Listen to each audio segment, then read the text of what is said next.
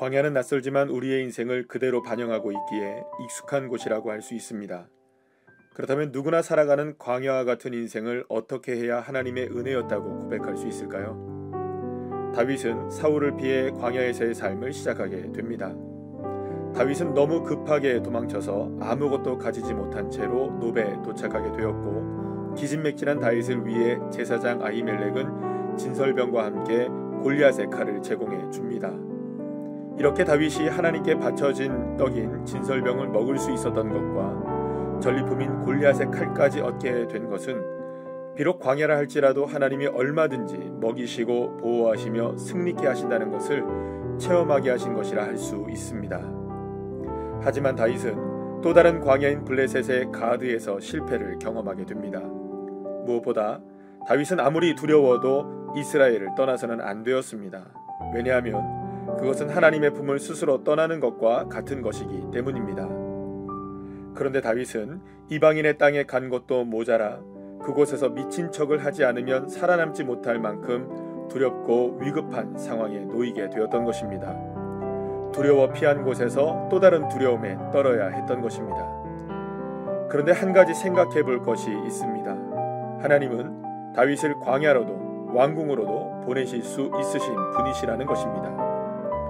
그렇다면 왜 하나님은 다윗을 광야로 보내신 것일까요? 두려움에 떨며 미친 척이나 하며 살라고 광야로 보내신 것일까요? 예수님은 광야에서 40일 동안 말할 수 없는 고통은 물론 사탄에게 시험까지 받으시게 됩니다. 그런데 이렇게 광야로 이끄신 분이 바로 성령님이셨습니다. 그렇다면 왜 성령님이 예수님을 광야로 이끄셨을까요? 그저 사탄에게 골탕 먹게 하시려고 예수님을 광야로 이끄신 것일까요? 아닙니다. 예수님은 광야에서의 40일 동안의 굶주림과 사탄의 시험을 통해 나는 무엇인가? 나는 무엇 때문에 사는가? 나는 누구를 경배할 것인가?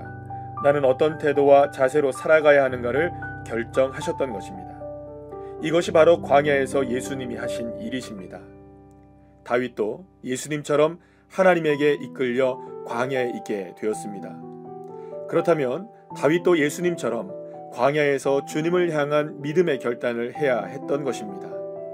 하지만 다윗은 두려워하기에만 급급해서 정작 바라봐야 할 주님을 바라보지 못한 것입니다. 우리의 삶에도 나름대로의 광야가 있습니다. 그러나 우리가 잊어서는 안 되는 것이 있습니다. 바로 이곳 광야로 나를 이끄신 분이 예수님과 다윗을 광야로 이끄셨던 하나님이시라는 것을 말입니다.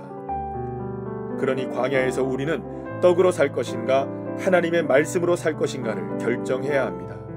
세상의 것으로 만족하며 살 것인가 하나님의 자녀로 감사하며 살 것인가를 결단해야 하는 것입니다. 어떠한 상황에서도 하나님을 바라보며 살겠다, 말씀으로, 믿음으로, 기도하며 살겠다, 충성하며 살겠다는 결단과 다짐의 고백이 넘쳐나는 시간이 되어야 광야는 비로소 우리의 삶에서 가장 의미 있는 장소가 될 수 있는 것입니다. 광야를 지나고 계십니까? 그렇다면 더 이상 두려워하지 마십시오. 지금 이곳 광야로 이끄신 분이 주님이시고 그 주님이 광야에서도 나와 함께 하시니 광야보다 안전한 곳은 그 어디에도 없습니다.